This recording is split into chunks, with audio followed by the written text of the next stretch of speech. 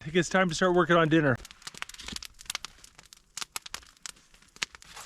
I got a sweet potato and a little bit of tin foil here. We're gonna wrap that up. There you go. Got a nice pile of coals here. Bury that sweet potato in the coals for about 45 minutes.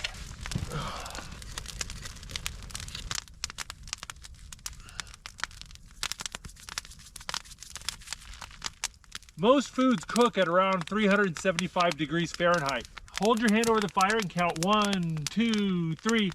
And when you can get to 3 without it hurting, that's about 375 degrees Fahrenheit. So right about here.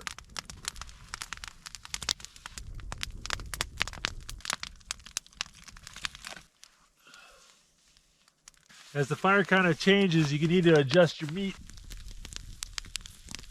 I like a little bread with my steak, so I brought along some bread dough.